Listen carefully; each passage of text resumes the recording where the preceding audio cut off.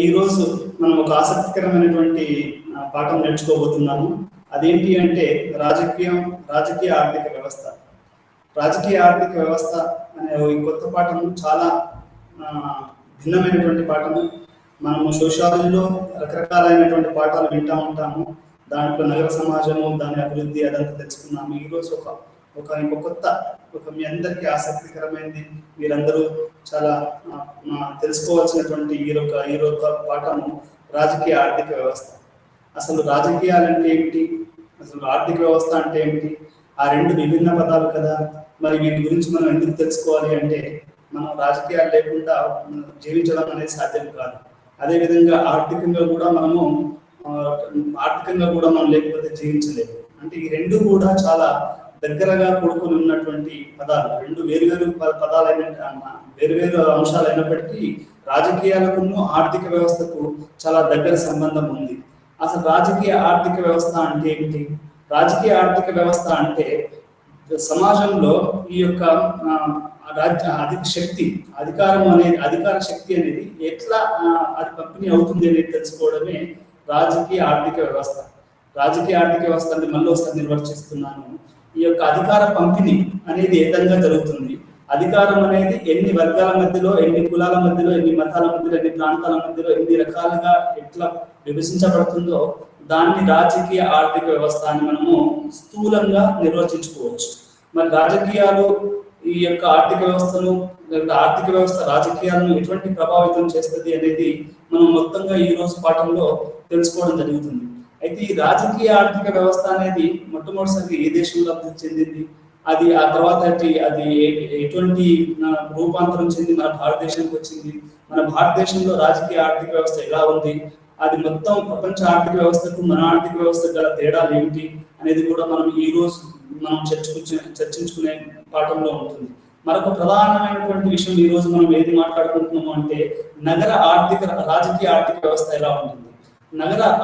రాజకీయ ఆర్థిక వ్యవస్థ అనేది మన గ్రామీణ ప్రాంతాలకి భిన్నంగా ఎందుకు ఉంటుంది, వీటి గురించి ఈ రోజు విపులంగా చర్చించుకోవచ్చు. ఇంకొకసారి మనం స్థూలంగా అసలు నగర ఆర్థిక వ్యవస్థ అంటే పెట్టుబడి అనేది ఈ యొక్క రాజకీయ నిర్ణయాలలో మరియు ఈ యొక్క విధానాలలో ఎటువంటి ప్రభావం చూపుతుంది అనేది రాజకీయ ఆర్థిక వ్యవస్థ. మళ్ళీ ఒకసారి చెప్తున్నాను, అది పెట్టుబడి అంటే ధనము అనేది ఈ యొక్క రాజకీయంగా మరియు విధాన నిర్ణయాలలో ఎటువంటి ప్రభావం చూపిస్తుంది అనేది రాజకీయ ఆర్థిక వ్యవస్థ. ఈ రోజు కానీ ప్రపంచంలో ఎక్కడైనా కానీ ధనము, పెట్టుబడి అనేది మొత్తము రాజకీయాన్ని శాసిస్తున్న రోజుల్లోకి మనము వచ్చాము. 20వ శతాబ్దం మొత్తం కూడా పెట్టుబడి ఆధారితమైనటువంటి దేశాలుగానే మనం చూసుకోవచ్చు. మనం లోతుగా చర్చించుకునేటప్పుడు వీటన్నిటి గురించి మనము కూలంకషంగా చర్చించుకోవచ్చు.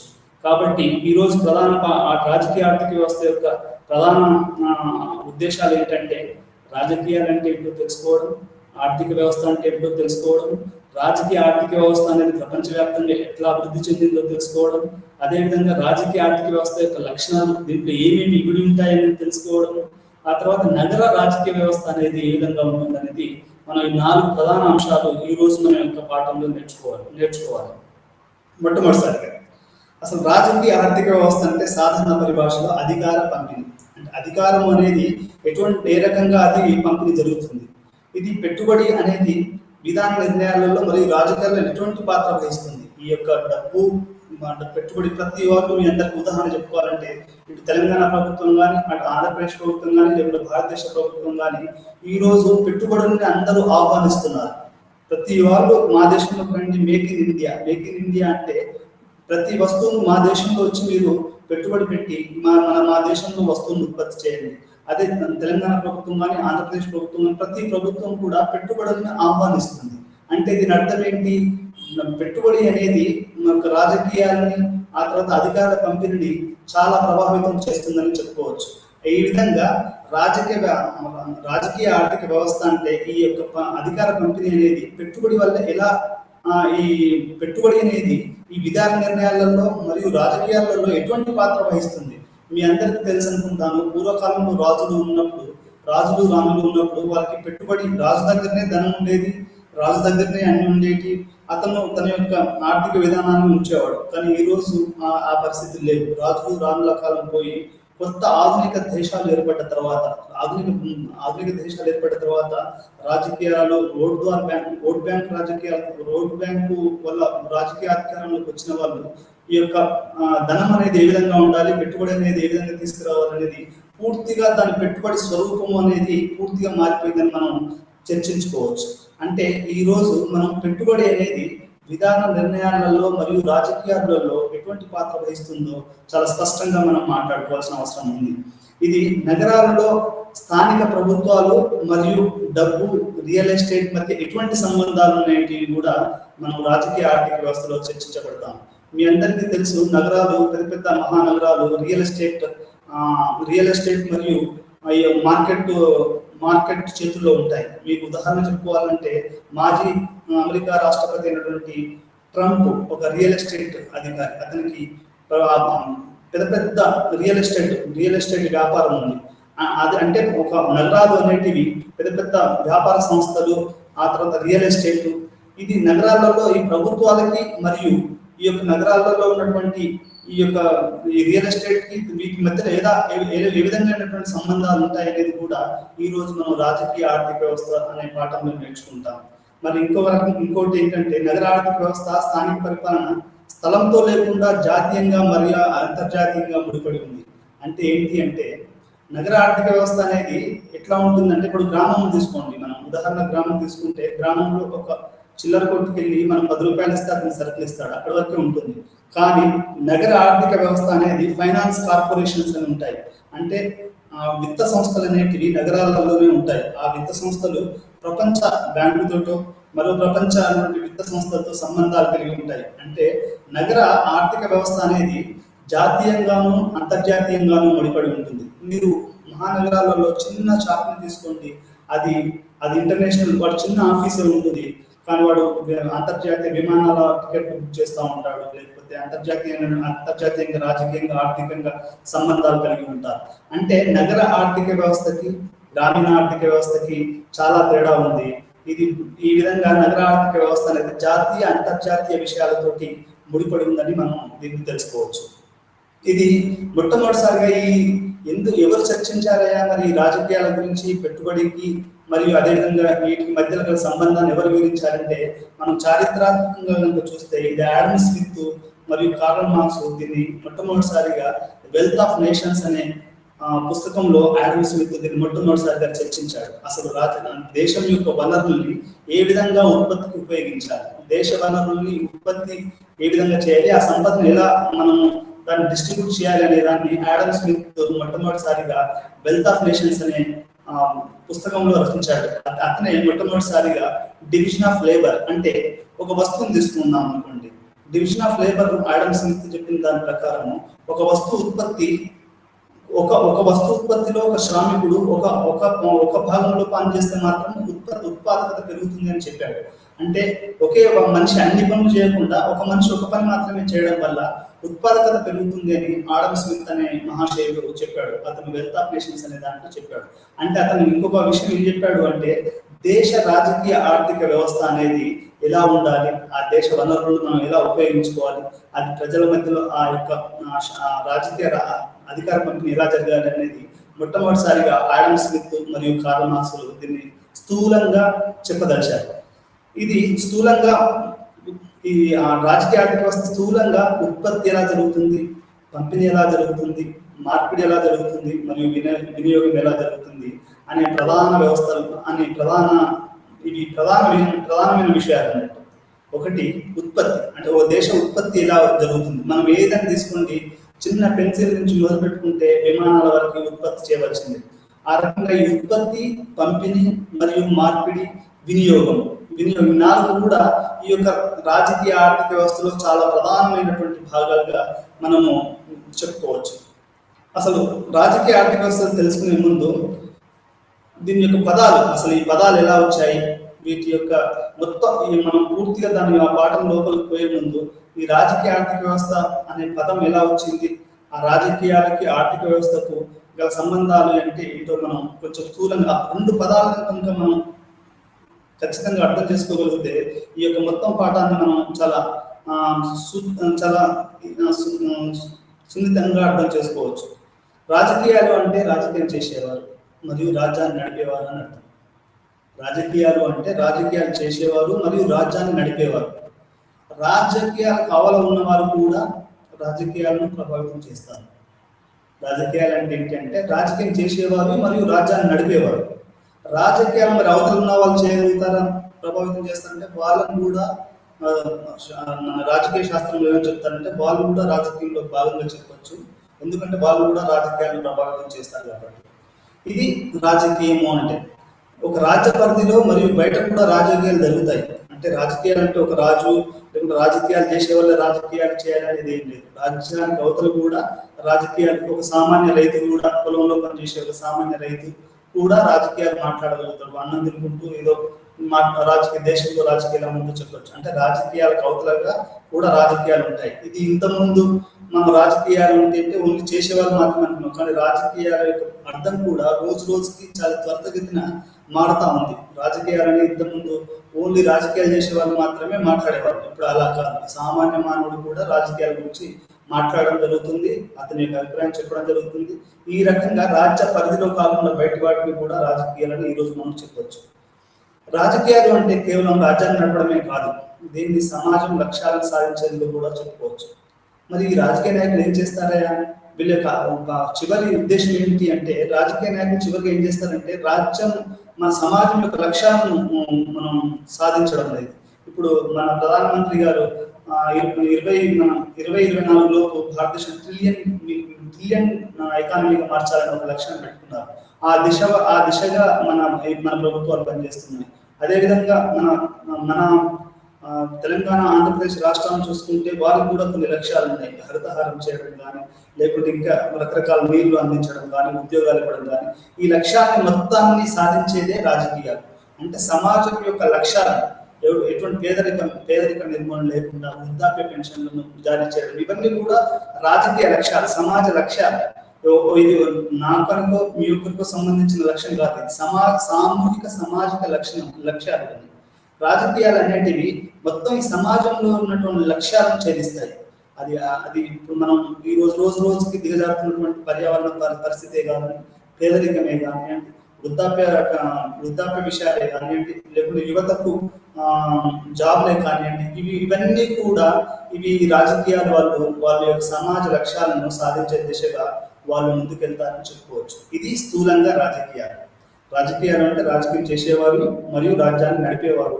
వారు సమాజం యొక్క లక్ష్యాలను సాధించే దిశగా వాళ్ళు ముందుకు అడుగు వేస్తారు. ఇది రాజకీయాలు అంటే. మరి ఆర్థిక వ్యవస్థ అంటే ఏంటి? ఆర్థిక వ్యవస్థలో 2 ప్రధాన భాగాలు ఉంటాయి, 4 ప్రధాన భాగాలు ఉంటాయి. ఒకటి ఉత్పత్తి విధానం. ఉత్పత్తి విధానం అంటే ఒక దేశము తన ఉత్పత్తి విధానాన్ని ఏ విధంగా చేస్తూ ఉంది, మరి అదేవిధంగా ఎలా పంపిణీ జరుగుతూ ఉంది, మరి అది వనరుల వినియోగం ఎలా జరుగుతుంది, ఇది మొత్తం వస్తువుల విలువను ఏ విధంగా నిర్ణయిస్తున్నారు, ఎగుమతులు దిగుమతులు ఎలా జరుగుతున్నాయి, ఇది దేశ ఆర్థిక వ్యవస్థ అని మనం చెప్పుకోవచ్చు.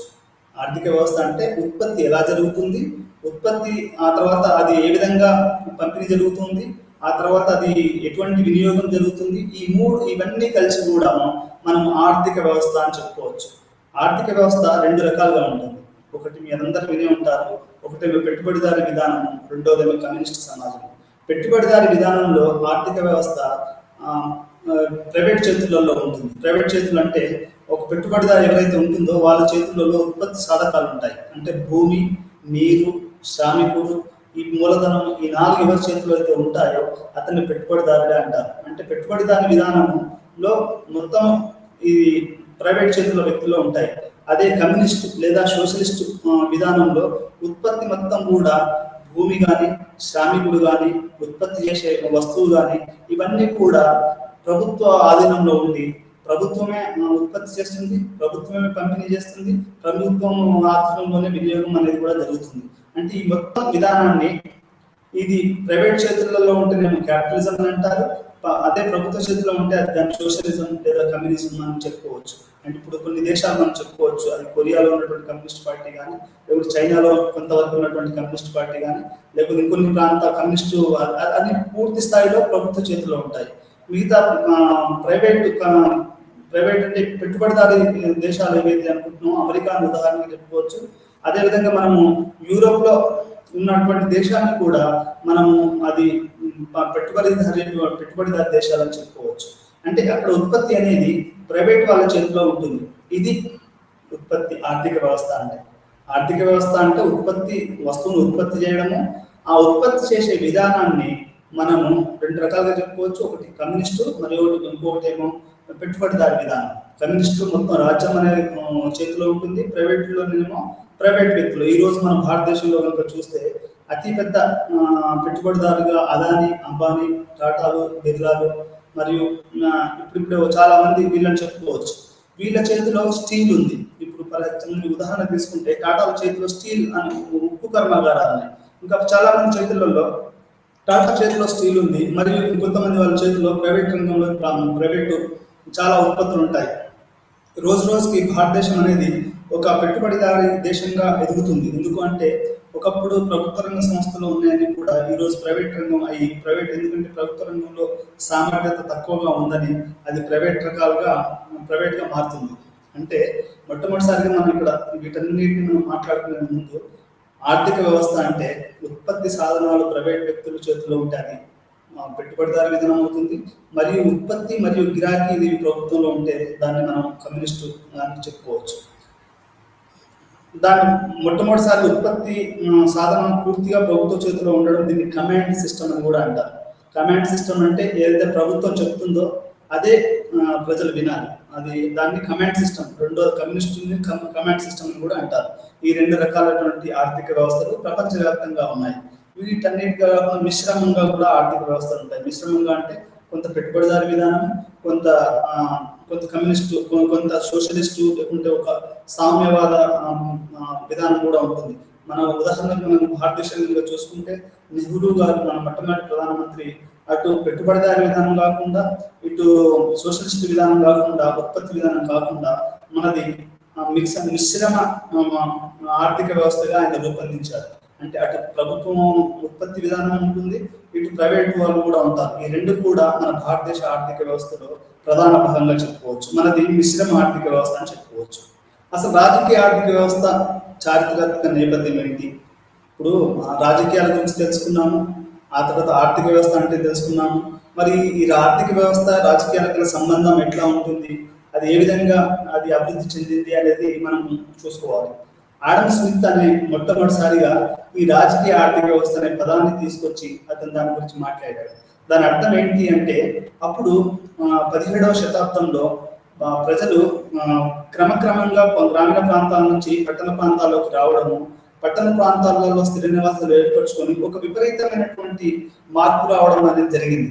అయితే ఆడమ్ స్మిత్ టైంలో అతను అప్పుడు పెట్టుబడిదారీ విధానం, మన భూస్వామ్య విధానం నుండి ఈ యొక్క పెట్టుబడిదారీ విధానం జరిగే మార్పులు ఎటువంటి మార్పులకు దారితీస్తుంది, ఆర్థిక వ్యవస్థ ఎలా మారుతుంది అనేది Adam Smith wealth of nations లో రాశాడు.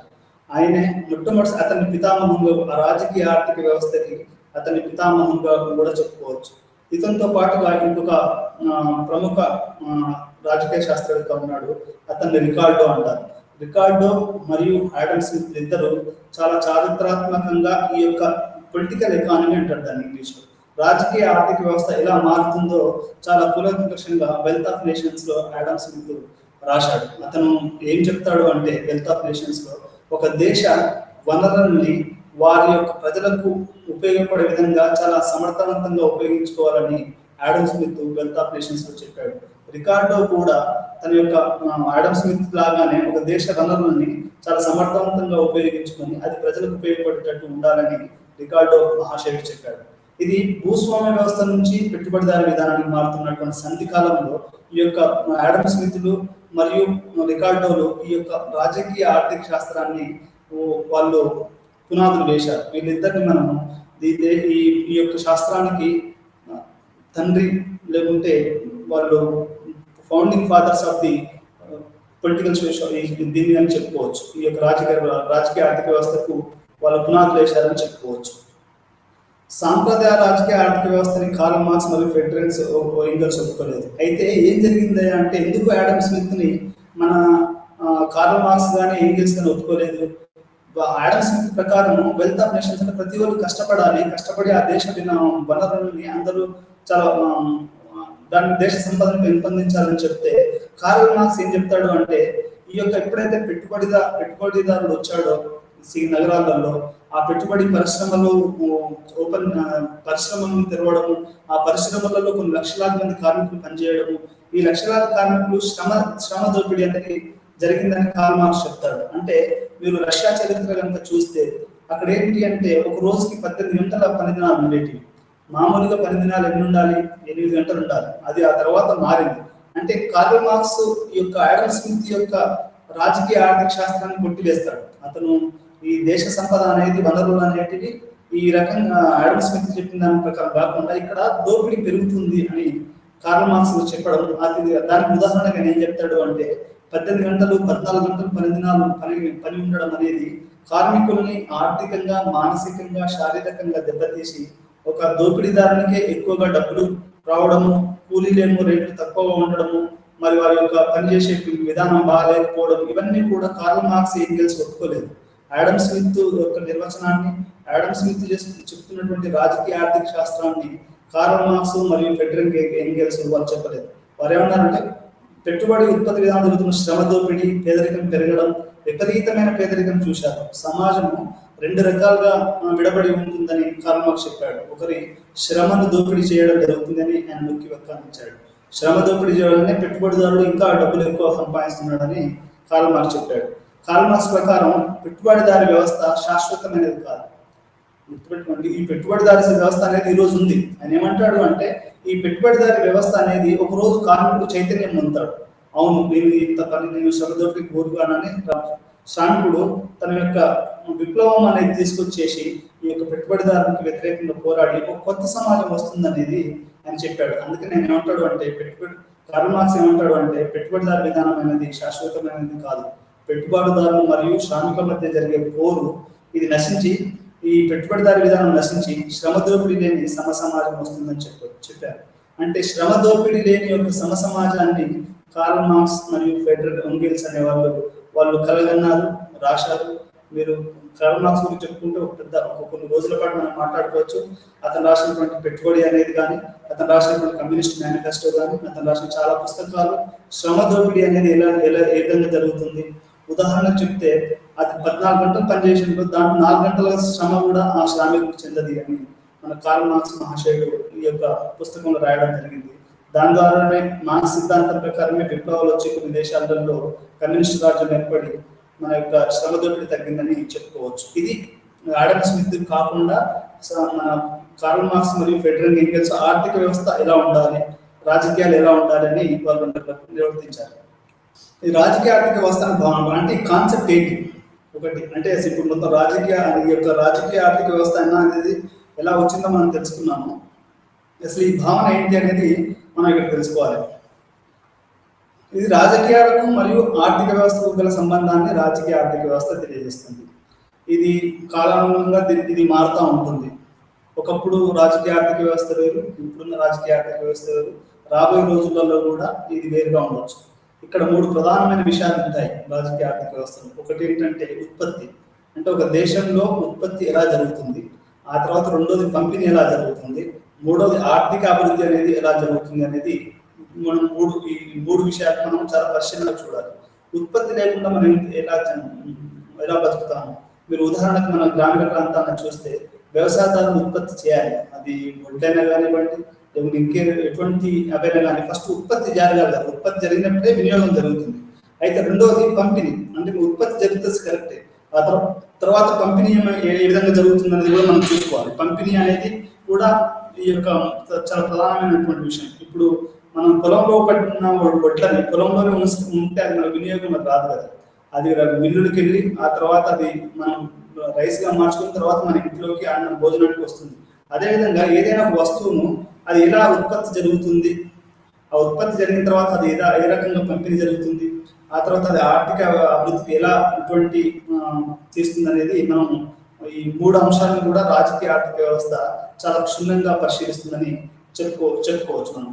దీంట్లో ఈ రాజకీయ ఆర్థిక వ్యవస్థలో 4 అంశాలు ఉంటాయి. ఒకటేమో పెట్టుబడిదారులు ఉంటారు దాంట్లో, అంటే డబ్బులున్న వాళ్ళు. ఆ తర్వాత పెట్టుబడి అంటే శ్రమ, డబ్బులుండి వాళ్ళు కార్మికుల్ని, భూమిని కొనగలిగే శక్తుల్ని పెట్టుబడిదారులు ఉంటారు. రెండోది కార్మికులు ఉంటారు. కార్మికులు అంటే అది పరిశ్రమల్లో పనిచేసే వాళ్ళు, ఆ తర్వాత పొలాలలో పనిచేసే వాళ్ళు, ఆ తర్వాత రకరకాల చిన్న చిన్న వాటిల్లో పనిచేసే వాళ్ళు కార్మికులు. మూడోది భూస్వామ్య వర్గం. భూస్వామ్య వర్గం అంటే అది ఒకరికి ఒక 20 ఎకరాలు అనుకోండి, 50 ఎకరాలు అనుకోండి, వాళ్ళు భూస్వాములు అని అనొచ్చు. ఆ భూస్వాముల దగ్గర పనిచేసేటువంటి కొన్ని కూలీలు, ఇటువంటి ఈ భూస్వామ్య వ్యవస్థ అనేది ఉంటుంది. పెట్టుబడిదారులు, కార్మికులు, భూస్వాములు, మరియు 4వది కర్షకులు. కర్షకులు అంటే కుల వ్యవసాయదారులు అని చెప్పుకోవచ్చు, లేదా బానిసలు. బానిస వరకు ఇప్పుడైతే బానిసలు లేరు, కానీ కార్ల్ మార్క్స్ మరియు ఆ కాలంలో బానిసలు అనేవారు ఉండేవారు. వెట్టి చాకరీ, తెలంగాణ గ్రామీణ ప్రాంతాలలో కూడా వెట్టి చాకరీ ఉందని మనం చాలా చిన్నప్పుడు వింటూ ఉంటాం. చాలా పాటలు కూడా వచ్చాయి. పాలబుగ్గల జీతగాడ, పసలవాసే మనగాడ, పాలు మరిచి ఎన్నాళ్ళు అయిందో అనే పాటలు కూడా మనం వినే ఉంటాము. ఇది ఒక బానిస తత్వాన్ని వ్యతిరేకించే పాట. అంటే అప్పుడు బానిసత్వం అనేది మన భారతదేశంలో తెలంగాణ లాంటి రాష్ట్రాలలో కొంతవరకు ఒక 30-40 సంవత్సరాల క్రితం కూడా ఉందని మనం చూచాయని చెప్పవచ్చు. ఈ రోజు ఆ బానిస వ్యవస్థ లేదు. అంటే ఈ సమాజము 4 రకాలుగా ఉంటుంది. అది పెట్టుబడిదారులు, కార్మికులు, భూస్వాములు, ఆ తర్వాత కర్షకులు, వాళ్ళ దగ్గర పనిచేసేటువంటి కర్షకులు కానీ లేకపోతే కూలీ వాళ్ళు కానీ. ఈ వీరి మధ్యలో అధికార పంపిణీ అనేది ఎలా జరుగుతుంది? ఇప్పుడు ఈ 4 వర్గాల మధ్యలో ఎవరు అధికారాన్ని చెలాయించాలి? అటు పెట్టుబడిదారుడా, లేకపోతే వేరే భూస్వామ్య, లేకపోతే వాడు కూలీ పని చేసేవాడా? వీళ్ళ మధ్యలో ఎటువంటి ఈ రాజకీయ పంపిణీ, అధికార పంపిణీ జరుగుతుంది అనేది మన యొక్క రాజకీయ ఆర్థిక వ్యవస్థ అనేది పూర్తి ఆ భావన అనేది మనకు తెలియజేస్తుంది. రాజకీయ ఆర్థిక వ్యవస్థలో ప్రధాన అంశాలు: ఒకటి ఉత్పత్తి. దీనిలో శ్రమ మరియు పెట్టుబడి అనే 2 అంశాలు ఉంటాయి. శ్రమ అంటే ఏంటి? మనం చాలా మంది శ్రమ అంటే ఏదో కుదరదు. దాన్ని కూడా మనం సామాజిక శాస్త్రంలో చాలా సున్నితంగా నిర్వర్తించాలి. శ్రమ అంటే ఏ వస్తువును తయారు చేయాలన్నా ఫస్ట్ శ్రమ అవసరం. శ్రమ లేకుండా ఏ వస్తువు తయారు కాదు. శ్రమను శ్రామికుని విడదీయలేము, శ్రామికుని విడదీయలేము. శ్రామికుడు చేసేదే శ్రమ. శ్రామిక పని విధానంలో చరిత్ర ప్రగతి సాధించడం జరిగింది. శ్రామికుడు అనేవాడు లేకపోతే అసలు చరిత్రనే లేదు. ఎందుకంటే శ్రామికుడు పనిచేయడం వల్లనే ఈ యొక్క చరిత్ర యొక్క ముందంజలో వేయడం జరిగింది. ఇది శ్రమ విభజన కూడా జరుగుతుంది. అంటే శ్రామికుడు అనేది ఈ యొక్క ఆర్థిక వ్యవస్థలో చాలా ప్రధానమైనటువంటి శ్రామికుడు అనేది చాలా ప్రధానమైనటువంటి వ్యక్తిగా మనము చెప్పుకోవచ్చు. ఆడమ్ స్మిత్ ప్రకారం ప్రకృతి పరిశీలన మరియు జాతుల సంపద అనే పుస్తకంలో శ్రమ విభజన వల్ల ఉత్పత్తి పెరుగుతుందని ఆయన వాదించాడు. ఆయన ఏం వాదించాడు అంటే శ్రమ చేయడమే కాదు, శ్రమ విభజన వల్ల ఉత్పత్తి పెరుగుతుందని కూడా ఆడమ్ స్మిత్ తన యొక్క పుస్తకంలో రాశాడు. పెట్టుబడి అంటే ఏంటి? ఇప్పుడు పెట్టుబడి అని మనం చాలా సాధారణంగా వాడుతున్నాం. పెట్టుబడి అంటే ఏంటి అంటే శ్రమలో నుండి పెట్టుబడి వస్తుంది. పెట్టుబడి కూడా శ్రమలో నుండే వస్తుంది. శ్రమ లేకుండా పెట్టుబడి అనేది ఏముండదు. శ్రమలో నుండి పెట్టుబడి వస్తుంది. శ్రామికులు ఉత్పత్తి చేసిన తర్వాత దాన్ని వారు వినియోగించిన తర్వాత మిగిలి ఉన్న దాన్ని పెట్టుబడి అంటారు. గుర్తుపెట్టుకోండి, పెట్టుబడి అంటే శ్రామికులు చేసినటువంటి శ్రమ తర్వాత వారు వినియోగించిన దాని తర్వాత మిగిలిన దాన్ని మనము పెట్టుబడిగా చెప్పుకోవచ్చు. ఉదాహరణకి ఒక రైతు తన పొలంలో శ్రామికులను ఉపయోగించుకోకుండా తానే శ్రమపడి వస్తువులను ఉత్పత్తి చేస్తే అది దాన్ని మొత్తం పెట్టుబడి అని చెప్పుకోవచ్చు. అంటే అతనే భూమి అతందే, ఆ వ్యవసాయం అతందే, శ్రమ అతందే, దాని మొత్తానికి మనం పెట్టుబడి అని చెప్పుకోవచ్చు. రాజకీయ ఆర్థిక వ్యవస్థ రెండో ప్రధాన అంశం ఏంటంటే పంపిణీ. ఈ యొక్క అంటే ఇప్పుడు ఒక వ్యవసాయదారుడు తన పొలంలో పండించుకున్నాడు, ఆ తర్వాత అది మార్కెట్కి పోవాలి. మార్కెట్కి పోతే కదా అతను చేసినటువంటి పంటకి సరైన ధర లభించడం కానీ అది వాళ్ళకు గిట్టుబాటు. మీరంతా వినే ఉంటారు, ప్రతి రైతులు అనేది చాలా పంట పండిస్తారు, కానీ పంపిణీ వ్యవస్థ ఎవరు దాని కొనుగోలు శక్తి లేకుండా ఉండడం వల్ల చాలా మంది రైతులు ఆత్మహత్యలు అనేది చేసుకోవడం జరుగుతుంది. అంటే ఒక దేశంలో ఉత్పత్తి చేయడమే కాదు, అది పంపిణీ వ్యవస్థ అనేది కూడా ఏ విధంగా ఉంది అనేది మనం ఒకసారి చూసుకోవాల్సిన అవసరం ఉంది. మూడోది వేతనాల చెల్లింపు. అంటే ఇప్పుడు ఉత్పత్తి, రెండోది ఏమో పంపిణీ, మూడవ ప్రధాన అంశం ఏంటంటే అది మూడో ప్రధాన అంశం అనేది వేతన చెల్లింపులు. వేతన చెల్లింపులు అనేది కూడా చాలా ముఖ్యం. ఇప్పుడు కూలీవాడు పనిచేసినప్పుడు మనకి వేతనం ఇవ్వాలి కదా, అది వేతన చెల్లింపు. నాలుగోది లాభం. ఇవన్నీ అయిపోయిన తర్వాత కూడా రైతుకు కానీ పెట్టుబడిదారు కానీ మిగిలింది దాన్ని మనం లాభము అని చెప్పుకోవచ్చు. ఈ విధంగా పెట్టుబడి అనేది ఈ విధంగా మనం చెప్పుకోవచ్చు. అంటే శ్రమ నుండి పెట్టుబడి వస్తుంది, శ్రమలో శ్రామికులు వినియోగించిన తర్వాత మిగిలిన దాన్ని మనం పెట్టుబడి అని చెప్పుకోవచ్చు. రాజకీయ ఆర్థిక వ్యవస్థలో మూడో ప్రధాన అంశం ఏంటంటే మార్పిడి అంటే ఎక్స్చేంజ్. శ్రమ పెట్టుబడి తర్వాత మూడో ప్రధానమైనది ఏంటంటే ఎక్స్చేంజ్. ఇంతకుముందు మీరు చూసి ఉంటారు, మీ యొక్క యుగంలో ఈ వస్తు మార్పిడి ఉందో లేదో కానీ నా చిన్నతనంలో వస్తు మార్పిడి ఉండేది. అంటే ఒక వస్తువుని ఇంకొక వస్తువుతో మార్పిడి చేయడం. ఉదాహరణకి ఒక మొక్కజొన్నల్ని కనుక మనం బియ్యంతో మార్పిడి చేయాలి. బియ్యం విలువ ఎక్కువైనప్పుడు మనం మొక్కజొన్నల్ని ఎక్కువగా మార్పిడి చేసి ఆ బియ్యంని కొనుగోలు చేయాలి. దీన్ని మార్పిడి వ్యవస్థ అంటారు. అది ఇప్పుడు లేదు. ఇప్పుడు అంతా కూడా ఆర్థిక వ్యవస్థలోకి మారిపోయింది. అంటే ప్రతిదాన్ని విలువ కట్టేసేసి దాన్ని బార్టర్ సిస్టమ్ అని కూడా అంటారు తెలుగులో, మన ఇంగ్లీష్లో. బార్టర్ సిస్టమ్ అంటే మీ దగ్గర ఉదాహరణకి బియ్యం ఉన్నాయనుకోండి, నా దగ్గర రాగులు ఉన్నాయి, లేకపోతే నా దగ్గర పెసర్లు ఉన్నాయనుకోండి. ఆ రెండింటిని కనుక వాటి విలువ సమానం అయితే నువ్వు 5 కిలోలు ఇస్తే నేను 5 కిలోలు బియ్యం ఇస్తే నేను 5 కిలోల రాగులు ఇస్తాను. దాన్ని మనము వస్తు మార్పిడి అని చెప్పుకోవచ్చు. ఆ విధంగా మన యొక్క మార్కెట్ నడుస్తూ ఉన్నాం. అదేవిధంగా ఒకవేళ నా దగ్గర వస్తువు యొక్క విలువ పెరిగి ఎక్కువ ఉందనుకోండి, మీ దగ్గర దాని విలువ తక్కువ ఉందనుకోండి, అప్పుడు నా కిలో వస్తువులకి మీరు 2 కిలోలు అయినటువంటి ధాన్యాలు ఇవ్వాలి. ఇది మార్కెట్లో ఏ విధంగా జరుగుతుంది అనేది, ఈ యొక్క మన వస్తు మార్పిడి ఏ విధంగా జరుగుతుంది అనేది, ఈ ఆర్థిక వ్యవస్థలో ఈ సమాజంలో ఏ విధంగా జరుగుతుంది అనేది మనం తెలుసుకోవచ్చు. ఇంకొక ఉదాహరణ మీకు చెప్తాను. ఒక స్థలం ఉందనుకోండి, ఒక మహానగరంలో. అది కేంద్రంలో ఉంటే దాని విలువ పెద్దగా ఉంటుంది, అది సిటీ బయట అయితే దాని విలువ తక్కువగా ఉండొచ్చు. అంటే మీ యొక్క విలువ, మీ భూమిని వాళ్ళు కొనాలంటే వాళ్ళు ఎక్కువ భూమిని వాళ్ళు ఇవ్వవలసి ఉంటుంది సిటీ బయట. అది దాన్ని మార్పిడి వ్యవస్థ అంటారు.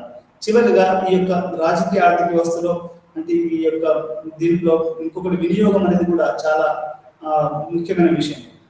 ఉపయోగిత వినియోగం, నిరుపయోగ వినియోగం. ఉపయోగిత వినియోగం అంటే ఇప్పుడు ఒక వస్తువును ఉత్పత్తి చేసేటప్పుడు దానికి మిషన్లు కావాలి. ఇప్పుడు మీ ముంగట కంప్యూటర్లో మాట్లాడుతున్నాను, ఇది ఒక మిషన్. ఇది ఉపయోగిత వినియోగం అంటారు. ఇది ఒక పాఠం చెప్పడానికి ఉపయోగపడుతుంది. నిరుపయోగ వినియోగం అంటే అది ఎటువంటి దానికి కూడా పనికిరాదు. దాన్ని నిరుపయోగ వినియోగం అని కూడా అంటారు. అంటే పెట్టుబడి, శ్రమ, మార్పిడి, వినియోగం అనేటివి ఈ 4 ప్రధానమైనటువంటి అంశాలు రాజకీయ ఆర్థిక వ్యవస్థలో ఉంటాయని మనం చూచాయగా చెప్పుకోవచ్చు. ఇంకోటి, ఇప్పుడు ఈ రకంగా ఉన్నప్పుడు మనం వీటితో పాటుగా మనం ఇప్పుడు తెలుసుకోవాల్సిన నగర ఆర్థిక వ్యవస్థ అనేది ఎలా ఉంటుంది. నగర ఆర్థిక వ్యవస్థకి మిగతా ఆర్థిక వ్యవస్థకి గల తేడా ఏమిటి? నగర ఆర్థిక వ్యవస్థ అనేది చాలా చాలా సున్నితంగాను, అది చాలా ప్రభావవంతంగా ఉంటుంది. అది ఏ విధంగా ఉంటుందంటే, నగర ఆర్థిక వ్యవస్థలో పెట్టుబడి ఎటువంటి పాత్రను నిర్వహిస్తుందో నగర ఆర్థిక వ్యవస్థ తెలియజేస్తుంది. ఇది నగర స్థానిక పరిపాలనా వ్యవస్థలకి మరియు పెట్టుబడికి మరియు ఆర్థిక వ్యవస్థలకు సంబంధాన్ని పరిశీలిస్తుంది. నగర ఆర్థిక వ్యవస్థ అనేది నగర ఆర్థిక వ్యవహారంలో పెట్టుబడి ఎటువంటి పాత్ర వహిస్తుంది. మీరు పెద్ద నగరాలను చూస్తే, మీరు భారతదేశంలోనే కనుక చూస్తే, ప్రపంచంలోనే అత్యంత కోటీశ్వరులు 4 మహానగరాలలో ఉన్నారు పెట్టుబడిదారులు. వాళ్ళు ఒకటి చెన్నై, ఒకటి ఢిల్లీ, మూడోది ముంబై, ఆ తర్వాత బెంగళూరు, ఆ తర్వాత హైదరాబాద్. ఈ 4 మహానగరాలలో ఈ యొక్క ఆర్థిక పెట్టుబడిదారులు అనేది చాలా పెద్ద ఎత్తున ఉన్నారు. కోటీశ్వరుల సంఖ్య కూడా దాదాపు 100లలో 1000లలో ఈ 5 మహానగరాలలో ఉన్నారు. అంటే దాని అర్థం ఏంటి అంటే, నగర ఆర్థిక వ్యవస్థ అనేది మన గ్రామీణ ఆర్థిక వ్యవస్థకి లేకుంటే దేశ ఆర్థిక వ్యవస్థకి చాలా భిన్నంగా ఉండి అది చాలా ప్రభావవంతమైనటువంటి పాత్రను వహిస్తుందని చెప్పుకోవచ్చు. అంటే ఇది ఏ విధంగా ఉంటుంది? ఉదాహరణకి ఒక నగరాన్ని కనుక తీసుకుంటే, ఆ నగరంలో చాలా పెద్ద పెట్టుబడిదారులు ఉండొచ్చు, లేకుంటే రియల్ ఎస్టేటర్స్ ఉండొచ్చు. ఆ రియల్ ఎస్టేటర్స్ అక్కడ ఉన్నటువంటి స్థానిక ప్రభుత్వానికి ఎటువంటి సంబంధాలు ఉంటాయి? ఆ స్థానిక ప్రభుత్వాలకు ఈ పెట్టుబడి అనేది వింటుందా? అది అది అది అది పెట్టుబడిదారులు వీళ్ళ యొక్క మాటలు వింటారా?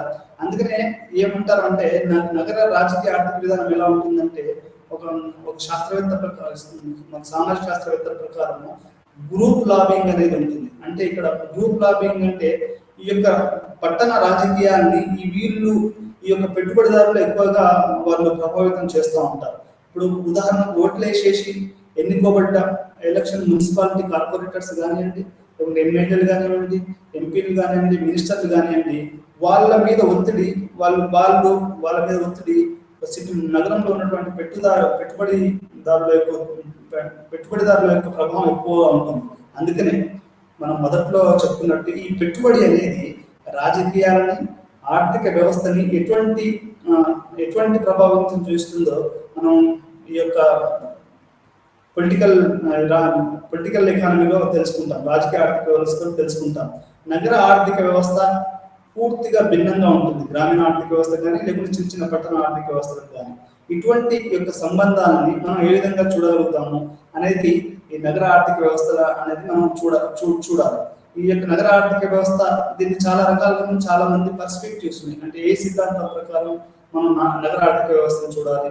నగరం అనేది కొన్ని కోట్ల మంది జనాభా ఉంటారు, వాళ్ళకి వసతి, నీటి, రకరకాల అయినటువంటి అటువంటి ఇంత పెద్ద మహాసమాజాన్ని అసలు who should rule the city అని ఒక మహాశయుడు ఏం చెప్తాడు అంటే, ఒక సామాజిక ఏం చెప్తాడంటే, అసలు పెట్టుబడిదారులే మనం నగరాన్ని పరిపాలించాలా లేకపోతే రాజకీయ నాయకులు పరిపాలించాలా?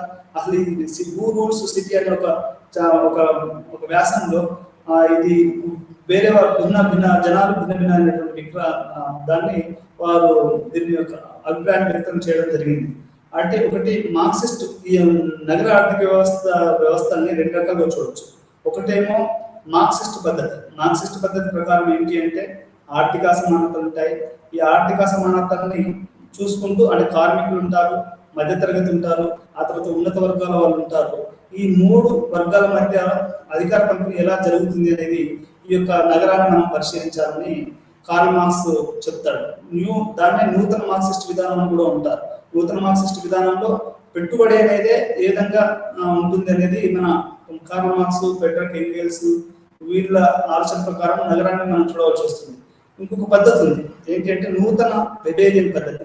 వెబర్ ఏమంటాడు అంటే, అతను Protestant ethic and spirit of capitalism అనే పుస్తకాన్ని కూడా రాశాడు. Protestant ethic and spirit of capitalism అంటే ఈ ప్రొటెస్టెంట్ అనే ఒక మతం వల్ల ఈ యొక్క పెట్టుబడిదారు విధానం అభివృద్ధి చెందింది. ప్రొటెస్టాంటిజం ఏం చెప్తుంది అంటే తక్కువగా ఖర్చు చేయడము, డబ్బుల్ని పొదుపు చేయడము, కుటుంబాన్ని చిన్నగా ఉంచడము, ఈ రకమైనటువంటి ప్రొటెస్టాంట్ క్రిస్టియానిటీలో ఉన్నటువంటి ఈ యొక్క ప్రొటెస్టాంట్ ఎథిక్ అనేది ఈ యొక్క పెట్టుబడిదారి విధానానికి దారితీసిందే తప్ప శ్రమ దోపిడీ వల్ల కానీ లేకుంటే శ్రమ దోపిడీ వల్ల ఈ యొక్క పెట్టుబడిదారి విధానం రాలేదని వెబేరియన్ చెప్తాడు. వెబర్ ఏమంటాడు అంటే చాలా ఆయన సాంప్రదాయ మార్క్సిస్ట్ వాదుల యొక్క ఆలోచన విధానాన్ని కొట్టిపడేస్తాడు. ఎప్పుడైతే పెట్టుబడిదారుడు కార్మికుల్ని శ్రమ దోపిడీ ద్వారా చేయడము, ఈ తర్వాత ఇట్లా జరుగుతుంది, వీళ్ళే రాజ్యాన్ని చలాయిస్తారనే దాన్ని వెబర్ అనే మహాశయుడు వ్యతిరేకిస్తాడు. ఆయన ఏమంటాడు అంటే స్టేటస్ గ్రూప్స్ ఉంటాయి. స్టేటస్ గ్రూప్స్ అంటే అవి వారి దగ్గర పెట్టుబడి ఉండకపోవచ్చు, కానీ వాళ్ళు ప్రభుత్వాన్ని నడిపే అవకాశం ఉంది అని చెప్తాడు. ఎలిట్స్, సర్క్యులేషన్ ఆఫ్ ఎలిట్స్ అని కూడా అంటారు.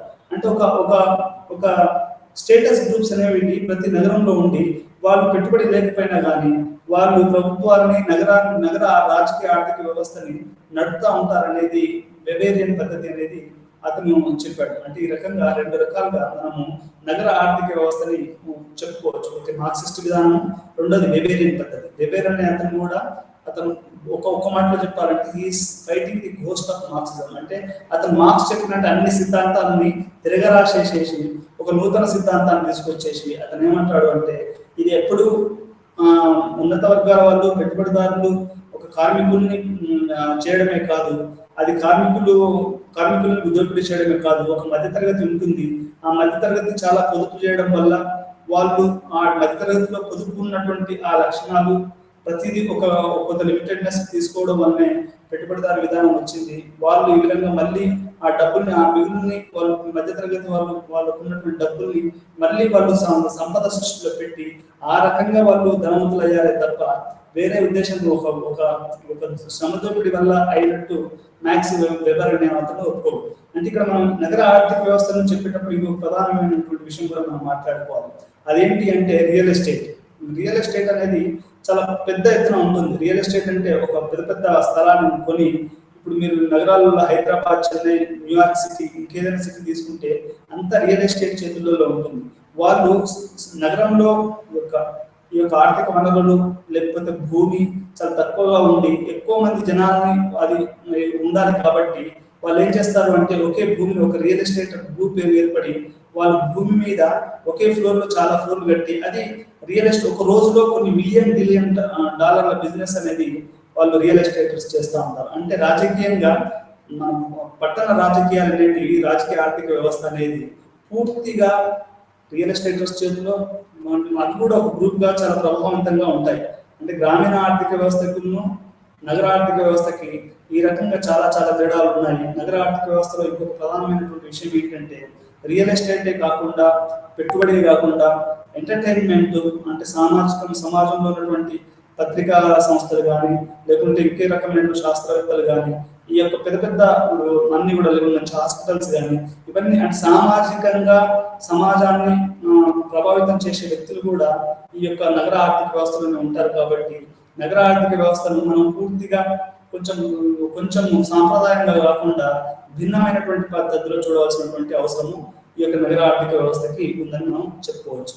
ఇక్కడ స్థూలంగా ఈ పాఠం ముగించే ముందు మరొకసారి మనం దాన్ని రివిజన్ చేసుకుని చెప్పుకోవచ్చు. ఏంటంటే ఈ స్థూలంగా ఈ పాఠంలో మనం తెలుసుకుంది అంటే రాజకీయాలు అంటే ఏంటి, ఆర్థిక వ్యవస్థ అంటే ఏమిటి, ఈ నగర రాజకీయాలకి ఆర్థిక వ్యవస్థలకు గల తేడా సంబంధాలు ఏంటి, ఇవి చారిత్రాత్మకంగా ఎలా అభివృద్ధి చెందాయి, ఆడమ్ స్మిత్ ఏ విధంగా ఈ యొక్క ఆర్థిక వ్యవస్థ నిర్వర్తించాడు, అదేవిధంగా కార్ల్ మార్క్స్ దీన్ని ఏ విధంగా వ్యతిరేకించి కొత్త సిద్ధాంతాన్ని తీసుకొచ్చాడు, ఆ రకంగా అది తర్వాత అది నగరంలో ఎలా ఉంటుంది అనేది మనం ఈ యొక్క పాఠంలో నేర్చుకున్నాం.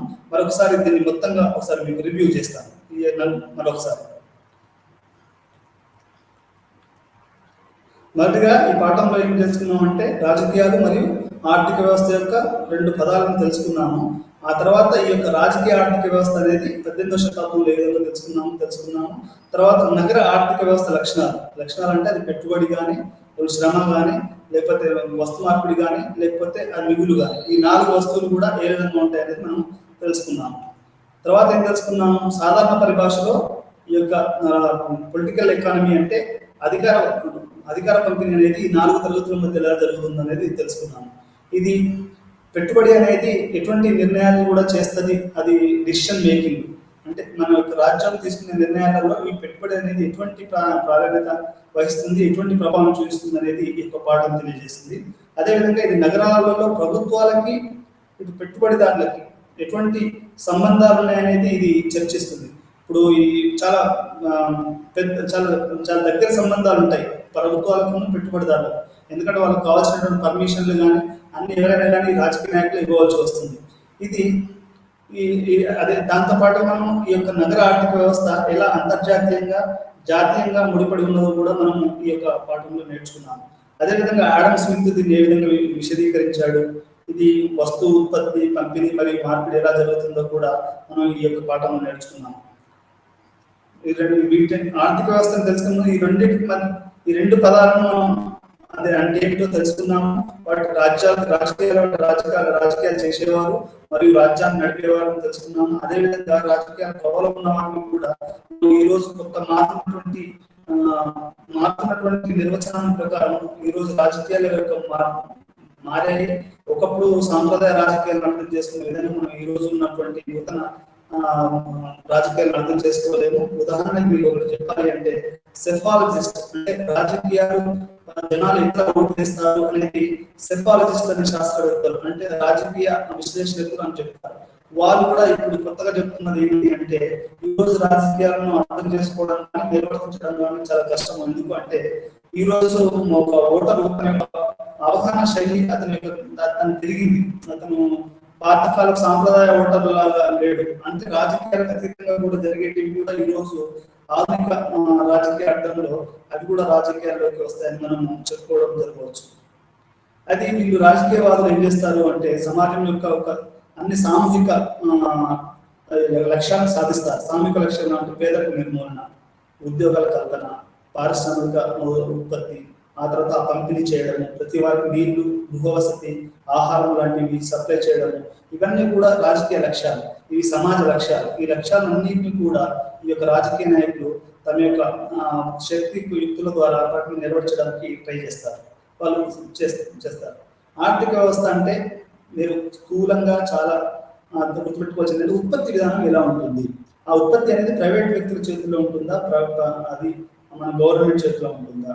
ప్రైవేట్ చేతిలో ఉంటే దాన్ని పెట్టుబడిదారు విధానం అంటారు, గవర్నమెంట్ చేతిలో ఉంటే దాన్ని కమ్యూనిస్ట్ లేదా సోషలిస్ట్ విధానం అంటారు. దాని కమాండ్ సిస్టమ్ అని కూడా మనము జరుగుతుంది. రెండు రకాలైనటువంటి ఉత్పత్తి వ్యవస్థలలో అది ఉత్పత్తి ఉంటుంది, పంపిణీ ఉంటుంది, ఆ తర్వాత వినియోగం ఉంటుంది. ఈ రెండు వ్యవస్థలను కూడా ప్రపంచంలో ఏ దేశమైనా కానీ ఈ రెండు వ్యవస్థలో లేకుంటే మిశ్రమ వ్యవస్థలో కానీ ఆర్థిక వ్యవస్థ ఉండవలసిందే. ఎందుకంటే ప్రతి దేశం కూడా తన యొక్క ఉత్పత్తి విధానాన్ని అది సిద్ధం చేసుకుంటుంది. మొదటి నుంచి కమ్యూనిస్ట్ దేశాలు వాళ్ళ ప్రభుత్వం, అది పొలం కానీ పరిశ్రమ కానీ ప్రభుత్వం చేతుల్లో ఉంటాయి. కానీ పట్టుబడిదారు విధానంలో ఆస్తి అనేది ఏదైతే ప్రైవేట్ ప్రాపర్టీ అనేది పెట్టుబడిదారు విధానంలో ఉంటుంది. ప్రైవేట్ ప్రాపర్టీ అంటే ఒక వ్యక్తి అనే వ్యక్తి అతనికి భూములు ఉండొచ్చు, అతని సొంత భూములు ఉండొచ్చు, ఆ తర్వాత సొంత పరిశ్రమలు ఉండొచ్చు. కానీ అదే కమ్యూనిస్టు లేకుంటే కమాండ్ సిస్టమ్ లో మొత్తం ప్రభుత్వం చేతిలోనే ఈ యొక్క పరిశ్రమలు కానీ, భూములు కానీ, ఉత్పత్తులు కానీ ఉంటాయి. ఈ రెండు రకాలైనటువంటి ఆర్థిక వ్యవస్థలను మనం ఈ యొక్క పాఠంలో నేర్చుకున్నాం. రాజకీయ ఆర్థిక వ్యవస్థ ఎలా వచ్చిందో కూడా మనం ఈ యొక్క పాఠంలో నేర్చుకున్నాం. రాజకీయ ఆర్థిక వ్యవస్థ అంటే దీన్ని ఆడమ్ స్మిత్ గారు ఏ విధంగా ఆయన దీనికి పునాదులు వేశారు, ఆ రాజకీయ ఆర్థిక వ్యవస్థ చారిత్రాత్మకంగా ఎలా వచ్చింది, భూస్వామ్యం నుండి అది పెట్టుబడిదారు విధానంగా ఏ విధంగా మార్పు చెందింది, రికార్డో కూడా దీన్ని ఏ విధంగా చెప్పాడు అనేది మన యొక్క రాజకీయ నేపథ్యం అనేది ఈ యొక్క పొలిటికల్ ఎకానమీ తెలుసుకున్నాం. ఇంకోటి, సాంప్రదాయ రాజకీయ ఆర్థిక వ్యవస్థని కార్ల్ మార్క్స్ మరియు ఫ్రెడరిక్ ఎంగెల్స్ ఒప్పుకోలేదు. అంటే కార్ల్ మార్క్స్ ని ఆధునిక శాస్త్రవేత్తగా చెప్పుకోవచ్చు. అతను ఆడమ్ స్మిత్ సాంప్రదాయ శాస్త్రవేత్త అయితే కార్ల్ మార్క్స్ ఆధునిక శాస్త్రవేత్త ఎలా అన్నాడంటే 19వ శతాబ్దం 20వ శతాబ్దంలో శ్రమ దోపిడీ ఏ విధంగా జరుగుతుందో చాలా కూలంకషంగా కార్ల్ మార్క్స్ చెప్పడం జరిగింది.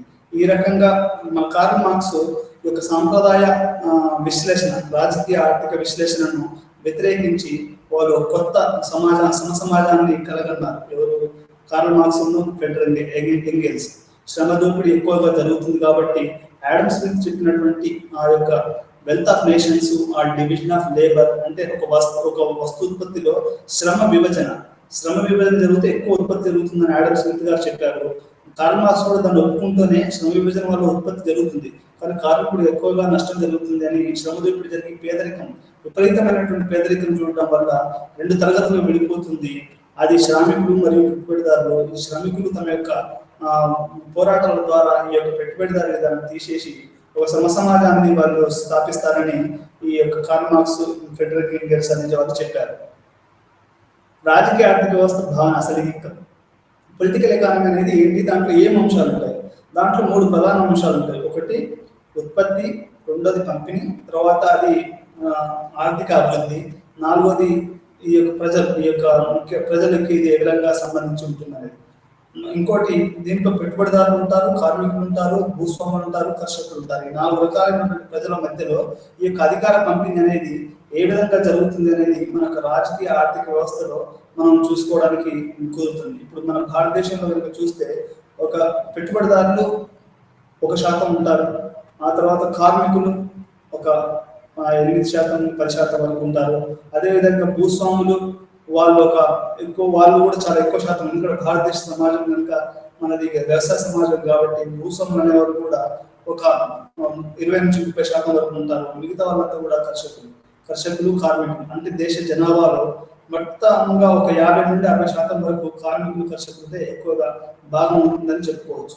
అయితే ఈ 4 తరగతుల మధ్య ఎటువంటి రాజ్యాధికార పంపిణీ జరుగుతుంది, అధికారం అనేది ఏ విధంగా పంపిణీ జరుగుతుంది అనేది ఈ రాజకీయ ఆర్థిక వ్యవస్థ అనేది చూస్తా ఉంది. ఇంకొకటి ఇక్కడ మీరు చాలా స్పష్టంగా అర్థం చేసుకోవాల్సి అంటే ఏంటంటే, రాజకీయాలు, రాజ్యము, ఆధునిక రాజ్యము అనేది ఈ యొక్క ఉత్పత్తి అంటే అది పెట్టుబడిదారు వ్యవస్థలో ఉన్నటువంటి ఉత్పత్తి అంటే మార్కెట్ ఉంటుంది. ఇప్పుడు ఫర్ ఎగ్జాంపుల్ కూరగాయల మార్కెట్ తీసుకున్నాం అనుకోండి.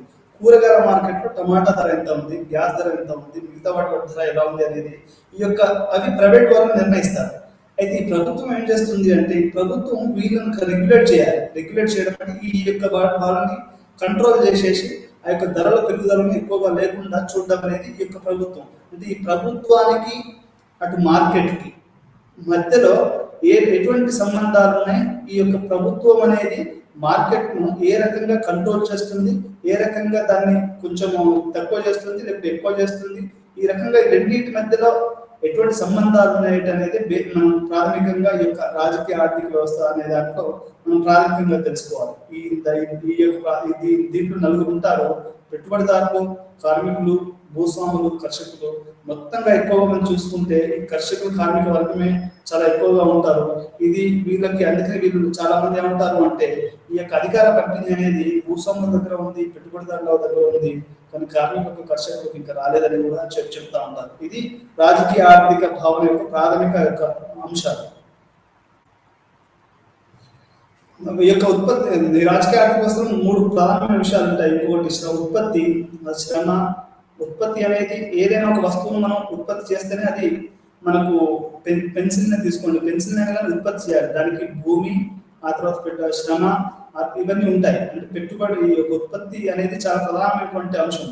ఉత్పత్తి లేకుండా 140 కోట్ల జనాభా ఉంది ఈ రోజు మనకి.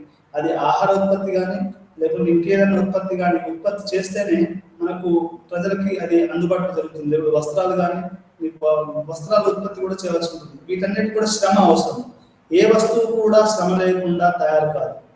ఏ వస్తువు తయారు కాదు. శ్రామికుని విడదీయలేము.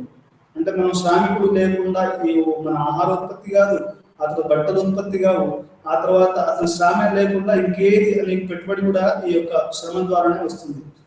ఆడమ్ స్మిత్ ప్రకారం కూడా మనం ప్రకృతి పరిశీలన మరియు జాతుల సంపద అనే పుస్తకంలో శ్రమ విభజన వాళ్ళ ఉత్పత్తి పెరుగుతుందని ఆయన వాదించారు. ఆడమ్ స్మిత్ గారు ఏం చెప్తారు అంటే, ఈ యొక్క శ్రమ అనేది మనం వస్తువు యొక్క ఉత్పత్తి చేసేటప్పుడు, అంటే వస్తువు ఉత్పత్తి చేసే శ్రమను విభజించాలి. మీ అందరికి డౌట్ రావచ్చు, శ్రమ విభజన అంటే ఏంటి అని.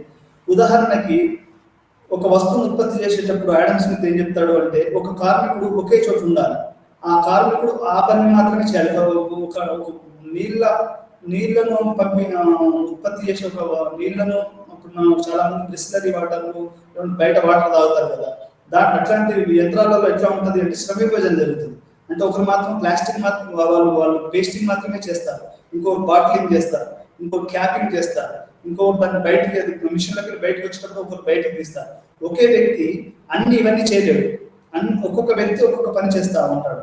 మీరు వాచ్ల ఉత్పత్తిలో కానివ్వండి, మోటార్లు, ఇప్పుడు మారుతి కారే ఉందనుకోండి, మారుతి కారు అనే టైర్ అనేది ఒక చోట ఉత్పత్తి అవుతుంది. దాంట్లో ఆ శ్రామికుడు దానికి సంబంధించిన ఒక కార్మికుడు మాత్రమే మొత్తం ఒక కారును ఉత్పత్తి చేయలేడు.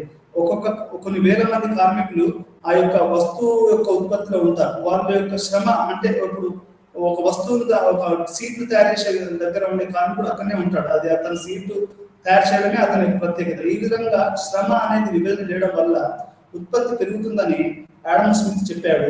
అయితే ఉత్పత్తి పెరగడం వాస్తవమే, కానీ దానివల్ల శ్రమ విభజన బాగా జరుగుతుంది అనేది మన యొక్క కార్ల్ మార్క్స్ అని చెప్పారు. అయితే ఈ పెట్టుబడి మరి ఎలా వస్తుంది, మీకు అందరికి డౌట్ రావచ్చు. పెట్టుబడి అనేది ఎలా వస్తుంది? అది గాల్లో నుంచి వస్తుందా? గాల్లో నుంచి రాదు. అది శ్రమ నుండినే వస్తుంది. శ్రమలో మిగిలిన దాన్నే మనం పెట్టుబడి అని చెప్పుకోవచ్చు. మీ ఇంట్లో ఇప్పుడు మీరు ఒక రోజు కూలికి పోయారనుకోండి, కూలికి పోయి 100 రూపాయలు సంపాదిస్తే దాంట్లో 50 రూపాయలు కనుక మీరు సొంతంగా ఉపయోగించుకొని ఇంకొక 50 రూపాయలు మిగిలాయి అనుకోండి, దాన్ని మనం పెట్టుబడి అని చెప్పుకోవచ్చు. మీరు ఆ 50 రూపాయలని మీరు వేరే వస్తువులు కొనడానికో, లేకుంటే మీరు ఇంకేదన్నా దేనికన్నా ఒక చెట్టుని మీ ఇంట్లో మొక్క నాటొచ్చు. ఏదైనా మామిడి చెట్టు లేకపోతే ఇంకేదైనా చెట్టు తీసుకోవచ్చు. అంటే మీరు ఏం చేస్తున్నారు? మీకు మిగిలిన 50 రూపాయలని ఒక పెట్టుబడిగా ఉపయోగించి ఇంకొక వస్తువును ఉత్పత్తి చేయడానికి మీరు ఉపయోగిస్తున్నారు. దీన్ని పెట్టుబడి అంటారు. అంటే ఈ పెట్టుబడి కూడా మీకు ఎలా వచ్చింది? మీరు చేసిన కూలీలో నుంచి వచ్చింది. దీనికి వేరే అది మీకు గాలి నుంచి రాలేదు. అంటే మీరు కష్టపడ్డ 100 రూపాయలు మీరు 50 రూపాయలు ఖర్చు పెట్టుకుని 50 రూపాయలు ఇంకొక చోట మీరు పెట్టారు. అంటే దీన్ని మనం పెట్టుబడి అని చెప్పుకోవాలి. అదే విధంగా నేను మీకు స్లైడ్ మీకు ఇచ్చాను. ఉదాహరణకు శ్రామికుడు, ఒక రైతు తన పొలంలో తానే పనిచేస్తే అతను రెండింటికి ఓనర్ అవుతాడు. అతను రెండింటిని కలిగి ఉంటాడు. ఒకటేమో శ్రమ తానే ఉన్నారు. ఆ తర్వాత అతను చేసే ఉత్పత్తికి కూడా అతని దగ్గర రెండు రకాల మూలధనాలు ఉంటాయి. ఒకటేమో తను ఉత్పత్తి చేసిన వస్తువులు ఉంటాయి, ఇంకోటి తన శ్రమ కూడా.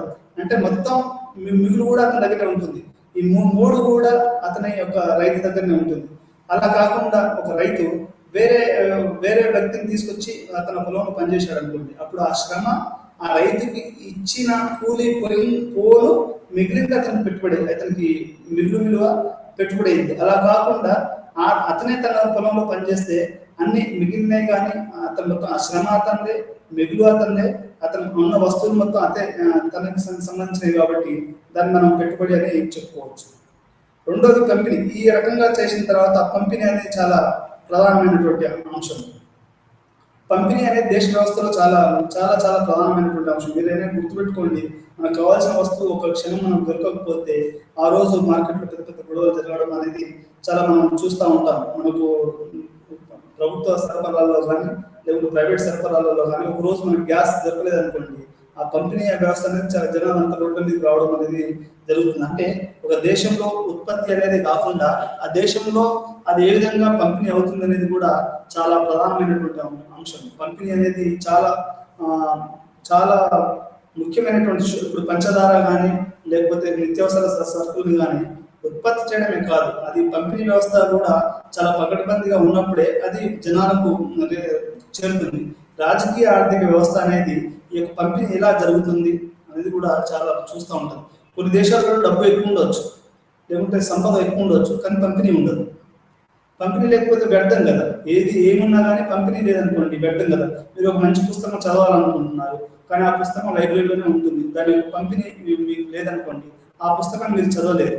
అంటే ఒక దేశ వ్యవస్థలో ఒక పుస్తకాన్ని ఉత్పత్తి చేయడమే కాకుండా ఆ ఉత్పత్తి చేసినటువంటి పుస్తకాన్ని ప్రతి కుటుంబానికి ప్రతి ఇంటికి కావాల్సిన వాళ్ళకి అది పంపిణీ చేయగలగడం. మీకు ఏదన్నా గాంధీజీ గారి గురించి తెలుసుకోవాలనుకుంటే, మై ఎక్స్పెరిమెంట్ విత్ ట్రూత్ అనే పుస్తకాన్ని మీరు చదవాలనుకుంటే దాని యొక్క ఉత్పత్తి కూడా అవసరం, ఆ వస్తువు యొక్క ఆ పుస్తకం యొక్క ఉత్పత్తి కూడా అవసరం.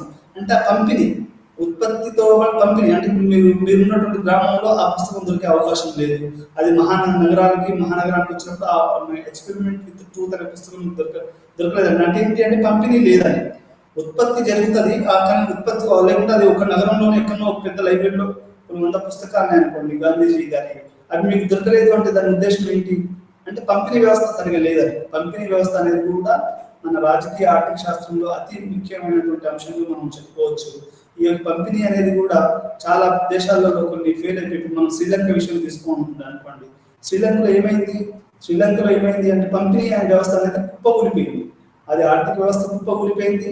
ఈరోజు పంపిణీ వ్యవస్థలో పెట్రోల్కి మరియు కిరోసిన్కి జనాలు బార్లు నిలబడి వాళ్ళు చేస్తా ఉన్నారు. దాని అర్థం ఏంటి అంటే ఆ దేశంలో పంపిణీ వ్యవస్థ రాజకీయ ఆర్థిక వ్యవస్థ అనేది చాలా పూర్తిగా విఫలమైంది. అంటే రాజకీయాలు అనేటివి ఆ దేశ ఆర్థిక వ్యవస్థను కంట్రోల్ చేయడంలో అక్కడ ఉన్నటువంటి బ్యాంకులు కానీ అక్కడ ఉన్నటువంటి రాజకీయాలు కానీ మొత్తం అవి శ్రీలంక ప్రభుత్వ రాజకీయ ఆర్థిక వ్యవస్థ అనేది మన కళ్ళ ముంగటనే రోజు అది అవపడుతున్నటువంటి అంశం. ఈ మధ్య కాలంలో అంత రాజకీయ ఆర్థిక వ్యవస్థలో అంత పెద్ద భారీ వైఫల్యం అనేది ఏ దేశం కూడా చూడలేదు. అది మనకు ఉదాహరణ శ్రీలంక విషయంలో మనం ఒక ఉదాహరణగా తీసుకోవచ్చు. ఈరోజు శ్రీలంకలో నీళ్లు, పెట్రోల్, గ్యాస్ అయితే ప్రజలు అన్నానికి కూడా వాళ్ళ ఆహార పదార్థాలు కూడా చాలా ఇబ్బంది పడవలసిన అవసరం వస్తుంది. అంటే అక్కడ రాజకీయ ఆర్థిక వ్యవస్థ అనేది కుప్పకూలిపోయి అది చాలా ఫెయిల్యూర్ అయినట్టుగా మనం చెప్పుకోవచ్చు. అదేవిధంగా చివరిగా నగర ఆర్థిక వ్యవస్థ, అంటే గ్రామీణ ప్రాంతాల్లో కాకుండా నగర ఆర్థిక వ్యవస్థ అనేది 2 రకాలుగా చూసుకోవచ్చు. అది ఒకటి మార్క్సిస్ట్ పద్ధతి ప్రకారం చూడాలి, రెండోది వెబేరియన్ పద్ధతి ప్రకారం చూడాలి. ఈ యొక్క ఆర్థిక అసమానతలు ఎలా ఉన్నాయి, ఎలా నడుస్తున్నాయి అనేది మార్క్స్ పద్ధతి చూస్తే వెబేర్ ఏమంటాడు అంటే అదొక ఈ యొక్క రాజకీయాలు అనేది ఒక వర్గంగా ఉంటుంది, దానికి పెట్టుబడి ఉన్నా లేకపోయినా అది పెద్దగా పట్టింపులు ఉండవు. ఈ హూ రూల్స్ సిటీ అనేది ఈ యొక్క అనే దాని యొక్క సిద్ధాంతం మీద ఈ యొక్క నూతన వెబేరియన్ పద్ధతి అనేది అది మనకు అవపడడం జరుగుతుంది. ఈ నగర ఆర్థిక ఇంతకుముందే నేను పాఠం చెప్పినట్టు నగర ఆర్థిక వ్యవస్థ అనేది ఇది గ్రామీణ ఆర్థిక వ్యవస్థకి కొంత భిన్నంగా ఉండి చాలా ప్రకారమైనటువంటి ప్రభావం చూపుతుందని మనం చెప్పుకోవచ్చు. ఈ రోజు మనం పాఠం ముగిద్దాం.